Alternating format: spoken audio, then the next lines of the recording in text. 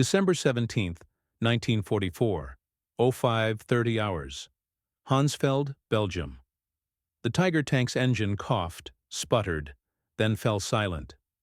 SS Obersturmbannführer Joachim Peiper struck the turret hatch with his fist, the metallic sound cutting through the pre-dawn stillness.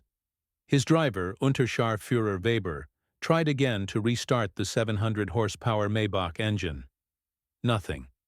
The fuel gauge stared back, empty. "The reserve is dry," came Weber's strained voice from below.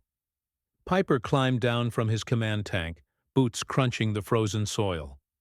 Around him stretched the most powerful armored spearhead Germany had assembled for Operation Watch on the Rhine, the Ardennes offensive. 67 tanks, 149 half-tracks, nearly 5,000 Waffen-SS soldiers, all paralyzed by empty tanks. Through the morning mist, Peiper could make out the small Belgian village of Hansfeld ahead. The Americans had fled in haste, fires still burning in oil drums, coffee still steaming in tin mugs. And there, like a gift from the god of war himself, stood row upon row of olive-drab jerry cans, thousands of them. His adjutant, Hauptsturmführer Hans Grüller, pried one open, sniffed, and smiled. "Benzene, high octane," he said quietly, and the men fell to work, refueling their machines with frantic hands. Peiper counted, lips moving in disbelief. 50,000 gallons. Enough to drive his entire Kampfgruppe to the Meuse River. Enough, perhaps, to change the war's course. But as he watched his men pour American fuel into German tanks, a heavy realization sank over him. If the Americans could abandon this much, if they could afford to leave behind what Germany guarded with entire divisions, then this war was already lost. Germany had not merely miscalculated, it had misunderstood the very nature of its enemy. 6 months earlier, in June 1944, Albert Speer, Minister of Armaments and War Production, had handed Hitler a report that should have ended all major operations. Germany's synthetic fuel production, the lifeblood of the Wehrmacht, had been destroyed by Allied bombers. The Leuna works, once producing 175,000 tons of fuel in April, managed barely 5,000 by September. The hydrogenation plants at Pölitz, Blechhammer, and Brucks were operating at a fraction of capacity. The numbers told a clear story. In 1944, the United States produced 1.8 billion barrels of crude oil.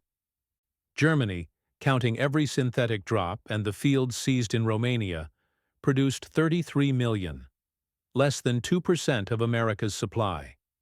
The Reich was fighting a mechanized war with horse-drawn logistics. Meanwhile, America was flooding Europe with fuel. Major Friedrich Simon of German logistics had calculated that the Ardennes offensive would need 4.5 million gallons to reach Antwerp. Hitler allocated 5 million, but only half arrived. The rest was lost to transport chaos and air raids. The plan itself rested on capturing Allied fuel, a strategy born not of strength, but of desperation. Across France, the Americans had built an empire of supply. The Pluto pipeline under the ocean, and the Red Ball Express, a convoy system of thousands of trucks, delivered 12,500 tons of materiel to the front each day. By December, U.S. forces were consuming 1.2 million gallons of fuel daily and receiving even more. They were fighting and stockpiling at once. Peiper was no fool. At 29, already a Knight's Cross holder, he knew modern war was fueled by petroleum more than courage. His Kampfgruppe had been chosen as the decisive spearhead of the Ardennes offensive. At the final briefing on December 14 at Tondorf, General Sepp Dietrich had been blunt. "You will have enough fuel to reach the Meuse, if you capture it from the Americans." Peiper's allocation was 31,000 gallons. Enough for 50 miles. The Meuse lay 65 miles away. Failure was built into the mathematics. He issued strict orders: engines off at every halt, tanks to travel single file. capture of American fuel dumps above all else. December 16, 1944, 05:30 hours. German guns opened Operation Watch on the Rhine. The barrage spent more ammunition in 2 hours than the Wehrmacht could once afford for entire campaigns. By 07:00, Peiper's column was moving, slowly. Roads that looked like highways on maps turned out to be forest tracks. Tanks bogged down, engines overheated, and narrow bridges snarled convoys for hours. At Lanzerath, a single American reconnaissance platoon, just 18 men, held them off for nearly 10 hours. Engines idled, fuel burned. By the time they reached Hansfeld at dawn on the 17th, they had covered 20 miles and burned 40% of their supply. And then, in that little Belgian village, they found it, the miracle of 50,000 gallons. The depot was a minor forward post for the 99th Infantry Division, never meant to hold much. Yet the Americans had left behind mountains of jerry cans stacked 3 meters high, stretching 200 meters down the road. Sergeant Wilhelm Hoffmann, once an importer fluent in English, found shipping manifests. The papers traced this fuel from Texas to New York, across the Atlantic to Liverpool, through the Channel to Normandy, and 400 miles inland to Hansfeld, all in 6 weeks. He showed the papers to Peiper. The commander read them twice, crushed them in his hand, and said nothing. His face, Hoffmann recalled, went pale. Private Ernst Kara found a newspaper, Stars and Stripes, dated December 15th. The headline announced a new pipeline from Cherbourg to Verdun, capable of sending 300,000 gallons a day. A single line delivering more in 24 hours than Peiper's men would use in the entire offensive. To grasp Peiper's shock, one must understand Germany's reality. By late 1944, Allied bombs had cut synthetic fuel production by 90%. Luftwaffe pilots were grounded, training hours reduced from 250 to barely 60. U-boats hugged the surface on snorkels to save diesel. In cities, cars had vanished. Farmers plowed with horses again. Meanwhile, America was producing 2/3 of the world's oil. The East Texas field alone pumped more petroleum than all German-occupied Europe combined. Standard Oil had so much crude it experimented with new byproducts, just to use the surplus. With the captured 50,000 gallons, Peiper's column roared back to life. By noon on the 17th, they reached Büllingen, seizing more supplies, more maps, more hope.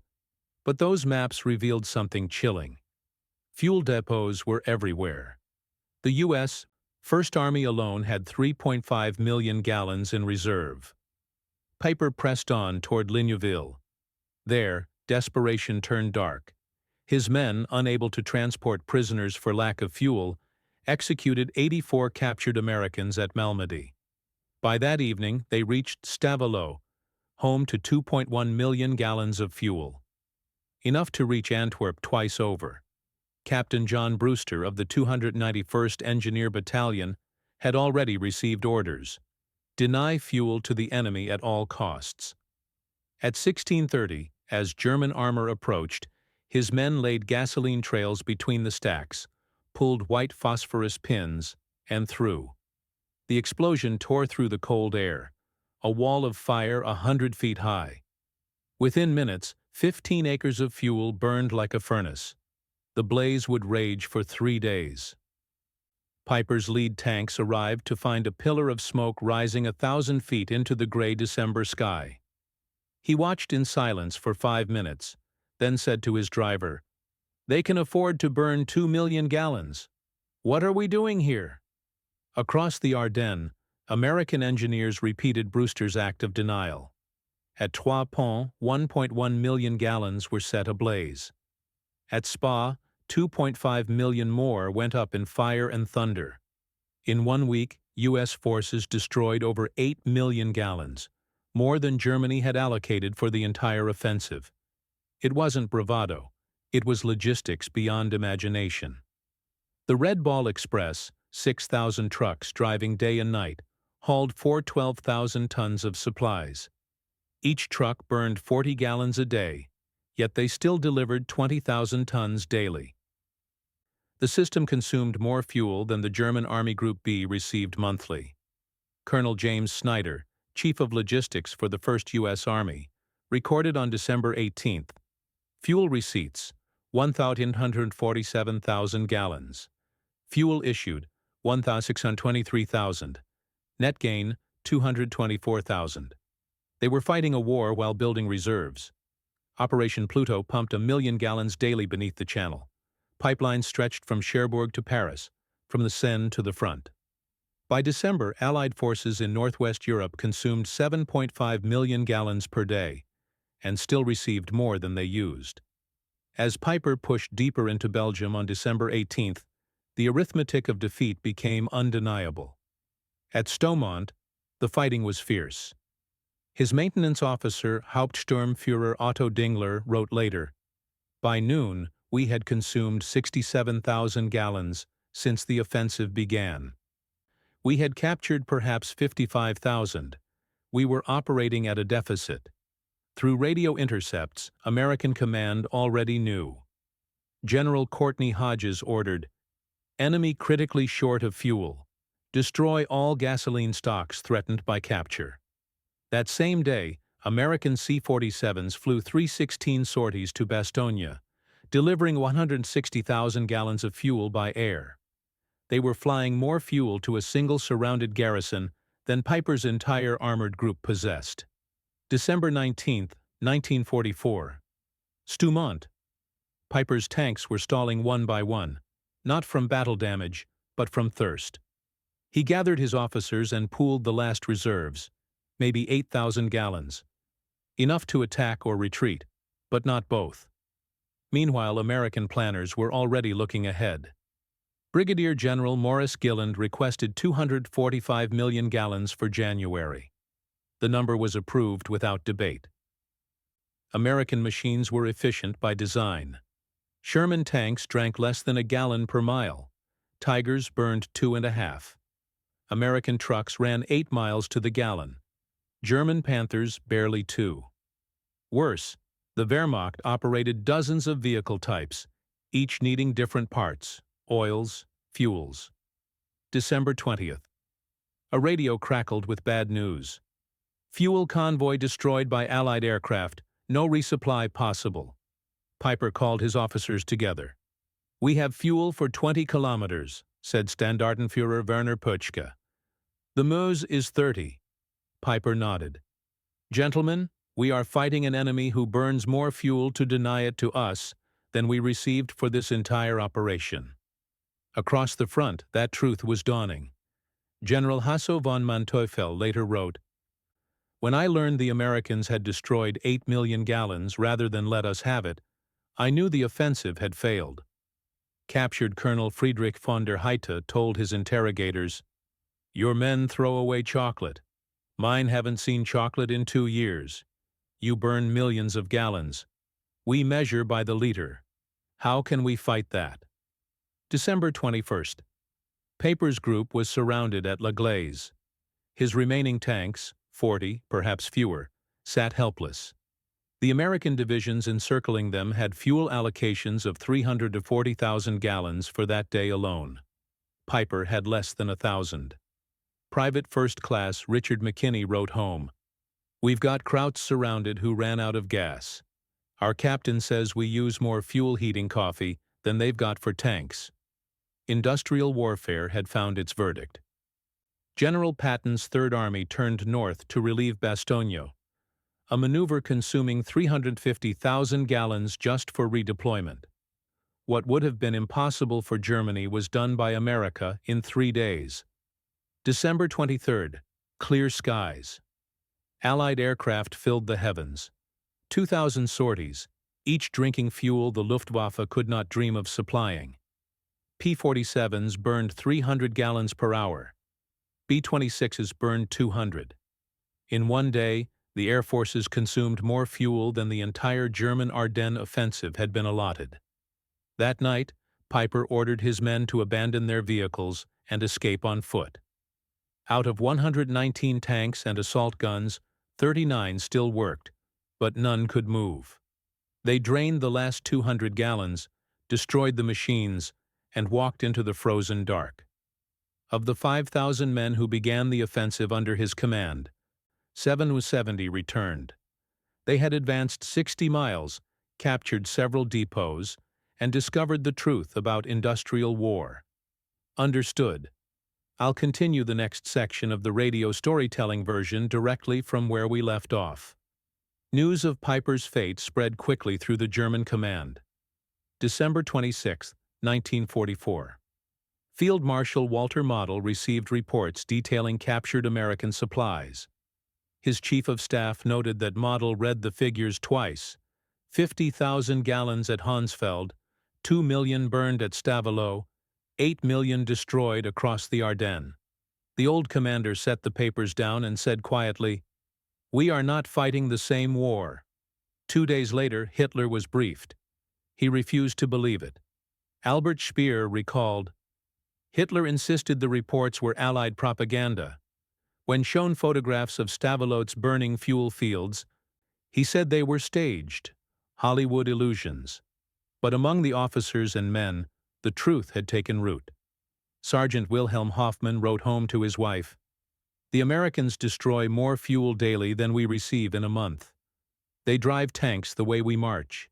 This war is lost." By 1944, the imbalance went far beyond gasoline. America's factories had become engines of war the world had never seen. Every 5 minutes, another aircraft. Every 7 minutes, a tank. Every day, a ship launched from an American yard. The numbers read like an industrial requiem. United States, 1.8 billion barrels of oil. Soviet Union, 110 million. Germany, counting synthetic and stolen fuel, 33 million. Japan, barely 2.6 million. The Axis combined produced less than 2% of America's oil. Captured soldiers told their interrogators of shock more than fear. They had believed American soldiers soft, untested, weak. Then they saw them burning oceans of fuel without hesitation. Unteroffizier Karl Reichelt said, "We knew the numbers on paper, but when we saw gasoline used to wash trucks and heat coffee, it became real. We were fighting infinity." Letters from the front slipped past censors, carrying fragments of the same revelation. Feldwebel Ernst Miller wrote, "The Americans wash their clothes in gasoline. They feed chocolate to dogs. They fire artillery for Christmas. We cannot fight infinity." The myth of German superiority cracked under the weight of material reality. How could the master race, told it was destined to rule, be crushed not by better soldiers but by better factories? At Nuremberg, years later, generals would say the same thing again and again. Field Marshal Keitel. In 1940, we had tactical superiority. By 1944, we could not move for lack of fuel while the Americans moved armies like chess pieces. Even Peiper, tried for the Malmedy massacre, admitted, "After Hansfeld, everything we did was shadowed by fuel. We couldn't maneuver, pursue, or retreat. The Americans moved freely while we counted liters." General Heinz Guderian would write later, "When Peiper captured 50,000 gallons, everything to him, nothing to the Americans, the war was over." The romance of war died there, among the frozen forests and empty tanks. From that winter on, wars would not be won by valor or brilliance, but by production and logistics, by the ability to move oceans of steel and oil faster than the other man could dream. Dr. Richard Overy calculated that by 1944, Allied production exceeded Axis output 5-1 in most categories, 50-1 in petroleum. No training, no courage, no tactical genius could bridge that gulf. America built 324,000 aircraft. Germany, less than 120,000. America produced 88,000 tanks. Germany, 46,000.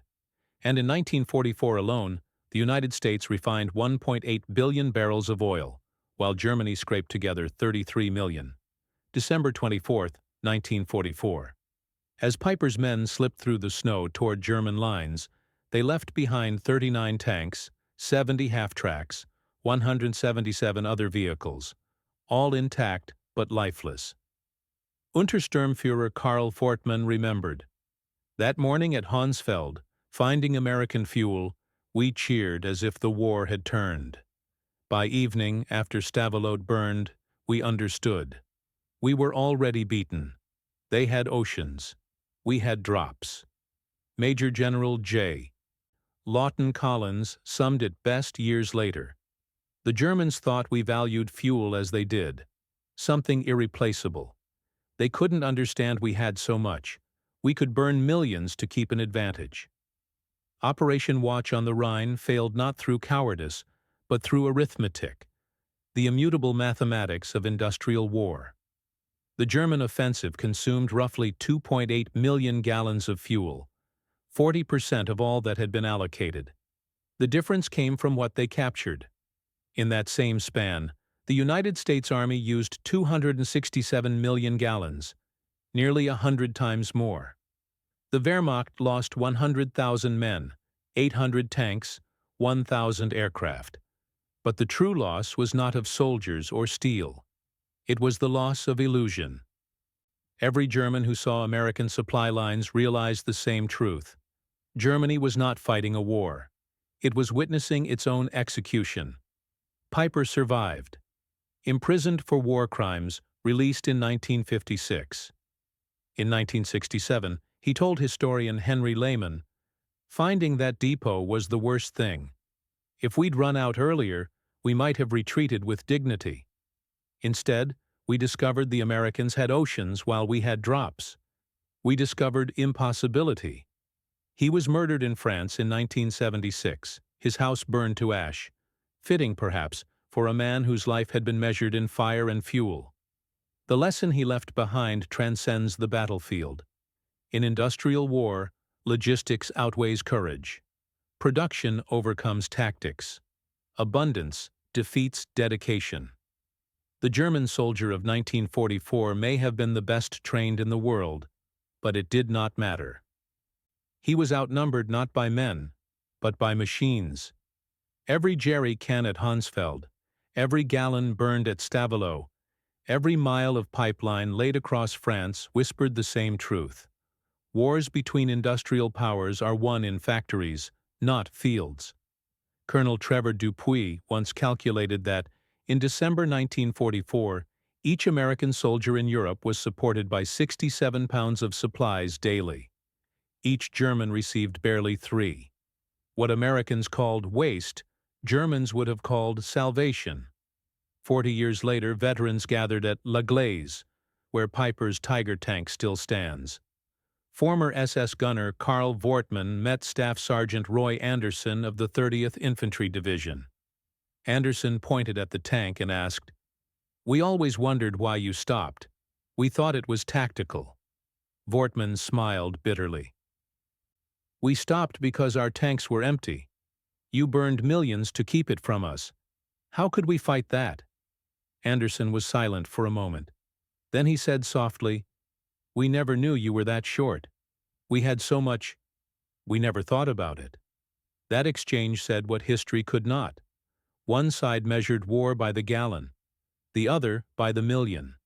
One fought for every jerry can. The other burned oceans. The outcome was never in doubt. German records tell the final chapter in cold, mechanical lines. December 16th. Offensive begins. Fuel at 70% minimum. December 17th. Peiper captures 50,000 gallons. December 18th. Multiple depots destroyed. 5 million gallons lost. December 19th. Fuel critical. Units immobilized. December 24th. Peiper abandons vehicles. Fuel exhaustion. Across the lines, the 1st U.S. Army reported calmly. December 16th. Reserves, 3.7 million gallons. December 17th. 2.2 million destroyed. December 18th. 1.8 million received. December 24th. Reserves, 4.1 million. The Americans treated millions with indifference. The Germans worshipped the individual can. Beyond the numbers lay a deeper divide, a technological gulf no courage could cross. American refineries had perfected catalytic cracking, producing high-octane fuel the Luftwaffe could not match. American planes flew on 100-octane aviation gas. German engines coughed on 87 synthetic. Even captured Allied fuel caused problems. It was too good for German machines. Fuel starvation crippled every service. Ambulances sat idle. Hospitals went dark. Men died waiting for transport that never came. Dr. Wilhelm Kirsting later said, "We had the supplies, the skill, the will, but no fuel to move the wounded. They died waiting for movement that never came." The myth of German superiority, precision, efficiency, mastery, ended not in battle, but in breakdown. Propaganda could not hide the truth. Even Joseph Goebbels, in his diary of December 28, wrote, "Reports indicate morale collapses. Soldiers speak openly of American abundance. The myth cannot be sustained." And so the Wehrmacht's last gamble dissolved, not in surrender, but in silence, as engines died in the snow. By February 1945, Germany's fuel production ceased entirely. The Luftwaffe was grounded. Armies became static targets. In spring, whole divisions surrendered not from defeat, but from immobility. General Major Fritz Boleyn recalled, "We had 42 operational tanks, full crews, ammunition, and 300 liters of fuel. Not enough to reach the next village. We destroyed our tanks and walked to captivity." Meanwhile, the Americans advanced so fast their only obstacle was traffic jams. Third Army alone fielded 15,000 vehicles, a moving city of engines and smoke. Peiper's discovery at Honsfeld had revealed the secret already written into every American pipeline. Germany was fighting scarcity. America, abundance. The war was over the moment that truth became visible. In the museum at La Glaise, Peiper's Tiger tank remains, its armor still intact, its fuel gauge forever empty. Visitors ask, why did they abandon it? The guide answers simply, no fuel. The most powerful tank of its age, silent in a Belgian field. Monument to the day tactical brilliance met industrial reality and lost.